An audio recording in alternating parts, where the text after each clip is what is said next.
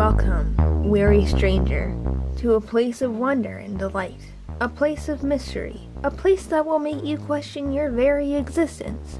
Welcome to this poorly made internet video. If you couldn't tell from the title of the video or that incredibly well-written introduction, we're drawing cryptids today. I'm drawing cryptids today and you're just watching and hopefully enjoying. This drawing was done entirely with ink, so just pens, no watercolor, but it was done on watercolor paper because that was the best paper I had at the time.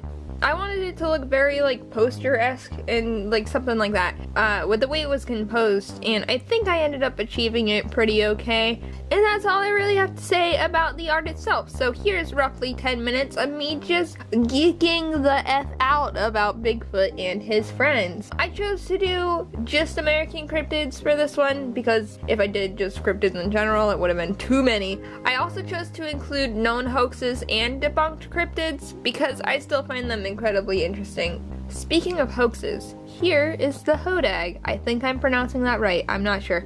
First reports of the hodag were filed all the way back in the 1890s by a citizen of Rhinelander, Wisconsin by the name of Eugene Shepard, who gathered other townspeople to hunt the beast with dynamite. The hunt turned up with a charred corpse, and a few years later, after claiming to have caught another beast alive and showing it off at a local fair, scientists, in league with the Smithsonian, that's a hard word to say, announced that they would be traveling to examine the creature. Eugene then proceeded to admit that he fabricated the creature himself, and the hodag is now basically a mascot for all of Rhinelander, which I find incredibly cool.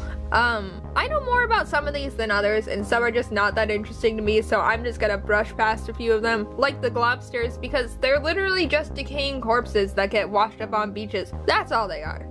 The next one is pretty obvious in my head as to what it was. The Enfield Horror, or the Enfield Monster, was an unidentified creature reported in Enfield, Illinois, obviously, in April of 1973. It was reported by one Henry McDaniel, and I'm gonna read his quoted description of this thing and let you guys figure it out. I quote, "It had 3 legs on it, a short body, 2 little short arms, and 2 pink eyes as big as flashlights. It stood 4.5 feet tall and was a grayish color," end quote. And I believe he later added that it had a human-esque body. That's a kangaroo, right? Am I crazy? Like, that's for sure just like someone's exotic pet kangaroo that got loose and misidentified and wreaked havoc on this poor town. Right? That was like my first thought, and that's still my thought. Who knows? So don't shoot me, but I don't actually find the Jersey Devil that interesting. I know. Blasphemy, she speaks. But hear me out. It's just a dragon. It, like, haunts, I guess, the Pine Barrens in New Jersey, but it's just a dragon. The legend is kind of interesting with the whole, like, Leeds family and the cursed 13th child thing, but it's just too much of like a fairy tale ghost story rather than like an undiscovered creature to me.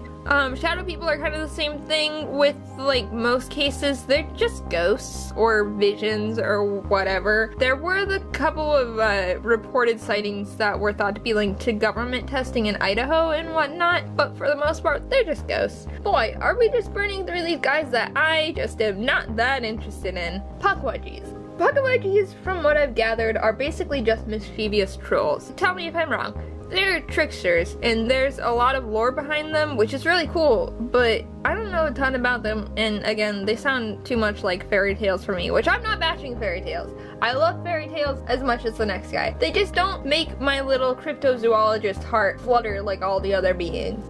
Beings like the Flatwoods Monster!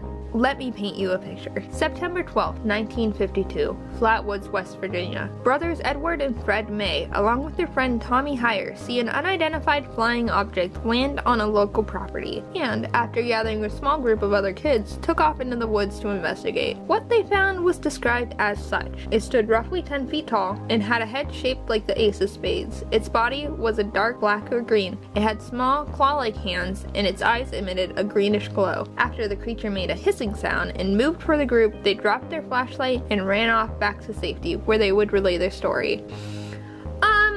Yeah, so this one to me is pretty well debunked, and I think it's even more interesting because of the way that it's debunked.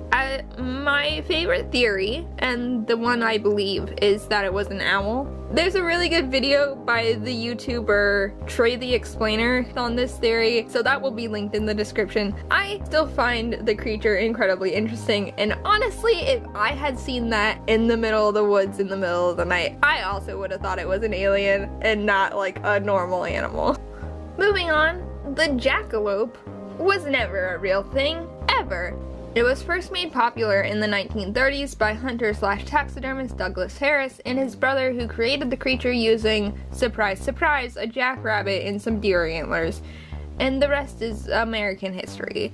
There isn't a lot to say about them. You can find them just about anywhere in Midwestern America, the taxidermy jackalope heads. Like, it's literally just taxidermy. It was never real. There also isn't a lot for me personally to say about lizard people, and that's mostly because I don't know a lot about them, and I'm not very interested in them. And I'm not talking about the whole government conspiracy, our president is a lizard thing. No, I'm talking about down and dirty, slimy, amphibious swamp creatures hiding out like salamanders under big old logs. I know there were the Loveland frogmen in Ohio. That's the only like for sure thing that I know about. And I just want to clarify, I understand and know that amphibians and reptiles are not the same thing. But in every depiction I've seen of a lizard person that wasn't from like Star Trek or some sci-fi thing, they all look more amphibious than anything else. Let's move on. The Dover Demon. This is one that I just recently learned about. In April of 1977, Dover, Massachusetts, a local teenager named William Bartlett reportedly saw a creature while driving at night. The next night, another local teen reported seeing the same creature.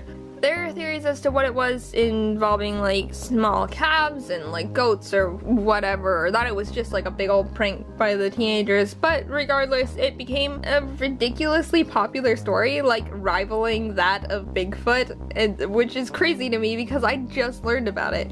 I'm just gonna come out and say, William Bartlett's sketch of the creature, whatever it was that he saw, did creep me out.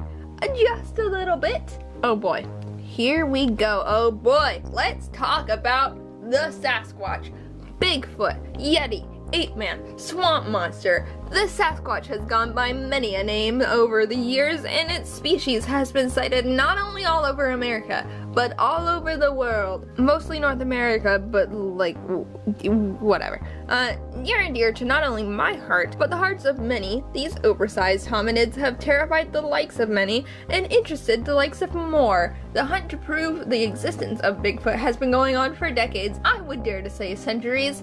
Tales of giant hairy bipedal men roaming the deep woods of the Pacific Northwest, the Great Lakes, and the Appalachians have been told and twisted amongst generations of families. With plenty of obvious hoaxes and some not so obvious ones, it's no wonder that so many people dare to wonder if maybe, just maybe, there's something out there in the woods that we don't quite understand. With explanations ranging from grizzly bears to men in costumes to an extinct species of intelligent hominids, which is my favorite theory. I find the Sasquatch one of the most interesting cryptids, and personally, my favorite. Next is the Maryland Goatman, which is one of a surprising many goatmen reported around the country. Like, there were a lot that I found. I chose to go with the Maryland Goatman in particular because I thought it would be the most recognizable. Also, it was the only goatman story that I really knew anything about, and I don't know a lot about it to begin with. So, I know there were several legends around it, like the whole demon thing and the bridge thing, but I think my favorite, probably just because I recently watched the movie Black Sheep for the first time, and it's very similar to that movie. It's the one where the goat man was once a scientist who was experimenting on goats, and something went terribly wrong, resulting in him mutating into an axe-wielding goat man. What? I think that, I don't know, I just find it really funny. I'm gonna move on because I can't like talk a lot about it because I don't know a lot about it. The Ogopogo, honestly, am I saying that right? That's how it's written. Honestly, it was just my choice out of the literal dozens, maybe hundreds of lake monsters that are pretty much all the same thing with different names. Technically, this one is Canadian, but it's British Columbia, and British Columbia is pretty much Washington. I can literally drive 20 minutes and be there from where I live. So, I have a rough time believing in lake monsters just in general, especially the whole, like, plesiosaur, giant snake things or whatever. The big fish, those ones I can get in, like, sharks in the water, because there are freshwater sharks. But they're all the same. They're all the same. Every state has one. Washington has one called in Lake Chelan. The Lake Chelan Dragon. There's an entire pirate festival around it. Yeah, I don't know. Nessie was such like a powerful thing. It just feels like everything else is just, for lack of a better term, swimming in her shadow. So yeah, I'm just gonna move on. Here we go. The big boy everyone has been waiting for, all the way from Point Pleasant, West Virginia. Yes, it is the Mothman. Everybody knows the story. Two young couples driving at night see a giant creature with glowing red eyes flying, seemingly chasing their vehicle, and after that, more sightings, eventually connecting the beast with other events, including the collapse of the Silver Bridge. I'm still learning about the Mothman, and I don't really know too much about it at the moment. However, I do know a little something about our final cryptid, none other than the Fresno Nightcrawlers. Footage of the reported alien creatures dates back to the 90s, where an anonymous citizen of Fresno set up security cameras in their backyard to try and catch trespassing dogs on tape. Instead, they caught a couple of strange, lanky, ghost-like creatures sauntering across the yard. Again in 2011, though this time supposedly on security cameras in Yosemite National Park, a pair of creatures very similar to the original footage were caught on tape once again. This is all hearsay, and the origin of the videos has been debated over the years, and it's kind of questionable. The quality of the videos are incredibly poor, and it seems to be pretty easy to fake. Like, I've seen people try to fake it and it looks very similar. I'm pretty skeptical about it, but in terms of looks, these things are amazing. They look like haunted pants, and it makes me so happy. Okay, I'm done. That's the video. Did you learn any new useless information? I sure did!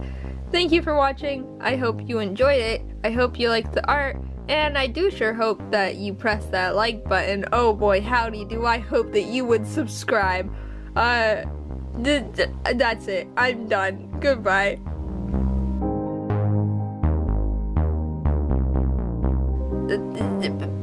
Ow!